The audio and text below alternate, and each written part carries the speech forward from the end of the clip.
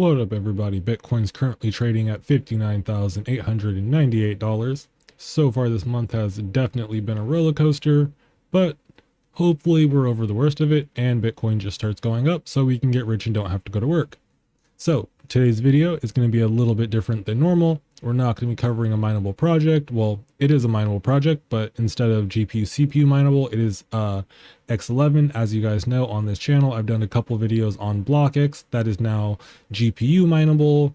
And I've talked about Osmium and staking that over on inodes because X11 projects sometimes have some good staking potential, sometimes. And so, yeah, we're going to cover Hootchain.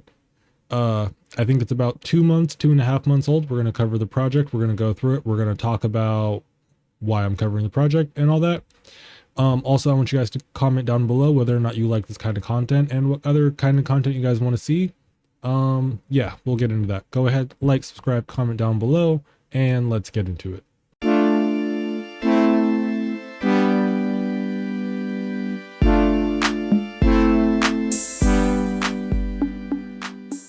Okay, so the project we're going over today is Hootchain, unlocking your DeFi journey with Hootchain. Experience the future of DeFi along with hybrid proof of work / POS model, fostering decentralized governance through DAO, empowering innovation where privacy is paramount and security is uncompromised. First things first, I'm going to say I do not like that they don't have a dark mode. This is something we talk about a lot on this channel. Dark modes, I like them. I love them. We're going to have a white background, have a dark mode. That's just future consideration to the project. But yeah, before we go through this, first things first, I do want to say that this video is sponsored. Before on this channel, I have talked about how I would like to get into X11 mining, but it's not necessarily that profitable. So I usually just buy the coins. I was a big fan of BlockX before it moved GPU mineable. I did buy and stake some Osmium. Disclaimer, I still do hold some Osmium. The team reached out to me and they're going to donate a little bit of hash rate to me. I will have full transparency with all that funness. And so if you don't like it, get out of here. But it helps support the channel and helps me continue making spec mining videos and other kinds of videos for you guys. And I'm trying to build a server, so get over it. But Hootchain currently sitting at 80 cents, up 7% on the day. If we go to the max chart, it's actually trading a little bit above where it was back in August, where it came out, or where it got listed over on CoinGecko. I know sometimes with these coins, because they'll get listed on an exchange first, it'll be a little bit higher on the exchange, but just someone coming into this project brand new with a blind eye, definitely, I mean, you're technically still up. I am kind of curious what caused this massive spike up to over $4 back in September, and we're coming down from that. So, I mean, honestly, as long as we hold in this range and don't break below like 67, I mean, meh. Yeah, not looking terrible. I am kind of curious. I'll probably go back. I am curious what caused this pump into here, because if it was just like one-time event, then that could be, I'm just kind of curious.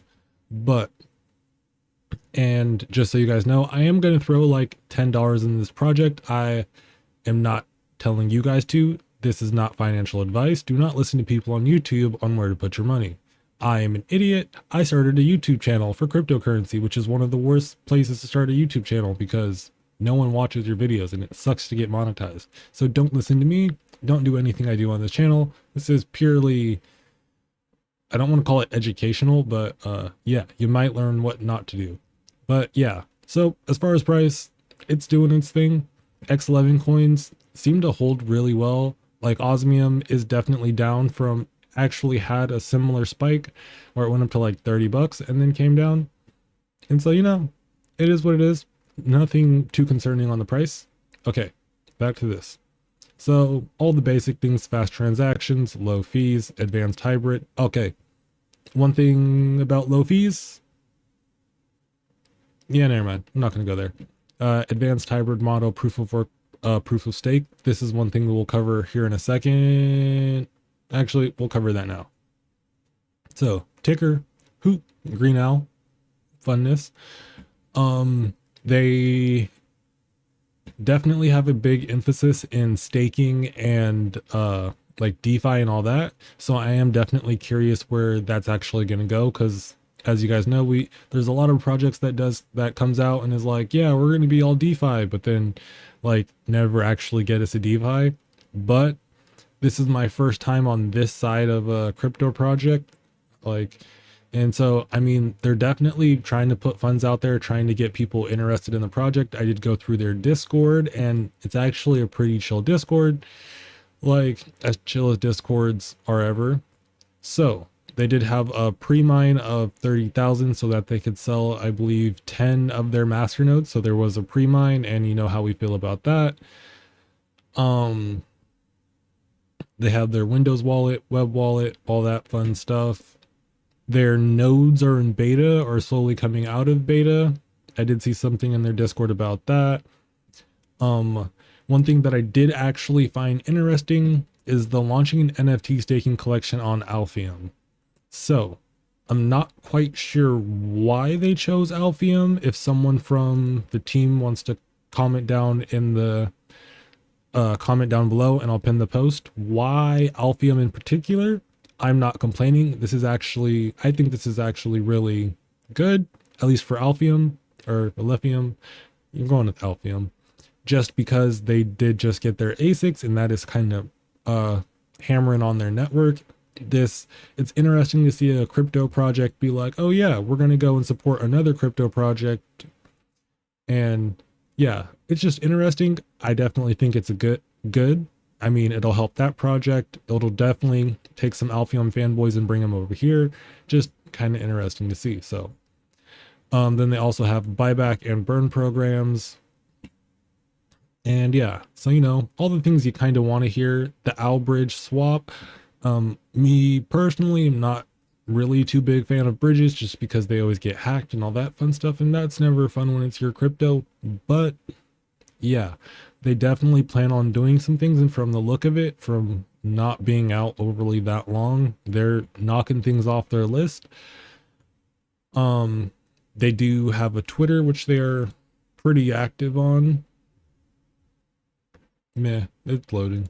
You can go check it out if you want. I'll have links to their Twitter and Discord down below in the description. Let's come over here to mining pool stats. Currently the #1 pool is miningdutch.nl. Yeah, 97% on one pool. That is highly concerning, and there's not really a lot of big pools in America, which is kind of interesting. Over here it says it's around 72 cents with a market cap 24-hour volume, trading volume of 9.1 thousand. 24-hour emissions is currently 4.8 thousand. So that's not overly a lot. And the market cap is only 300,000. So like super low market cap. So like if this coin were to do something and pop off even a little bit, I mean, a 3x will get it to 1 million, which is not a big number in crypto whatsoever. So I mean, super low, but also makes it extremely risky. Let's go over to their white paper. So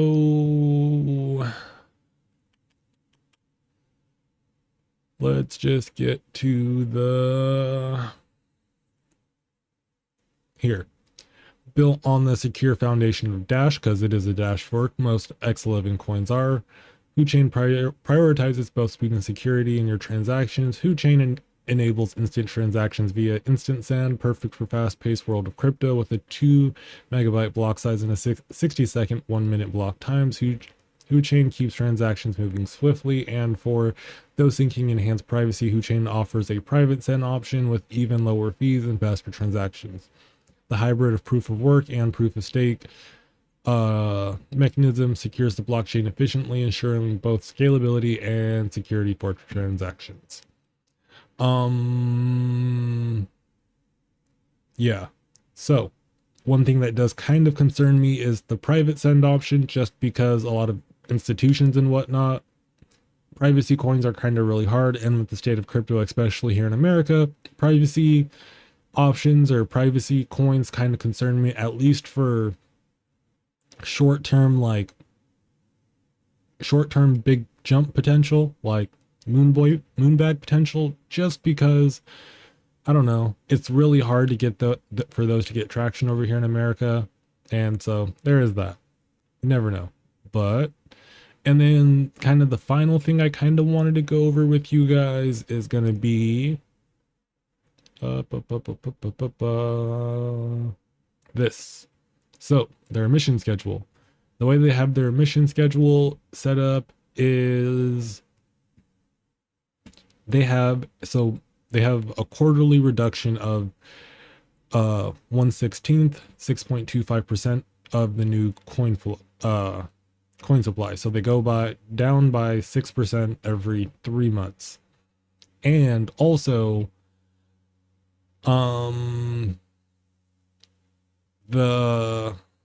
sorry, tired. Okay, where'd it go? Right here. The mining split. First, it starts off more in favor of miners, but slowly as the blocks go on, it swaps over from being miner dominant to becoming more smart node dominant, and essentially it's going to face the miners down to getting 18.5% of the block reward, and master nodes getting 74% of the block reward. So that is definitely something to keep in mind. Me being more of a miner, kind of like meh, but there is always the potential that by people continuously buying master nodes, it keeps up the price, thus making it better for miners. So I did want to bring that to your guys' attention. I definitely want you guys who did stay to the end of this video to definitely comment down below. How do you feel about this kind of format? How do you feel about sponsored content? And yeah, what other kind of content do you guys want to see on the channel? Don't forget to like, subscribe, and if you don't like the video, don't unsubscribe. Just comment down below, maybe dislike. But yeah, you guys have a nice day and peace out.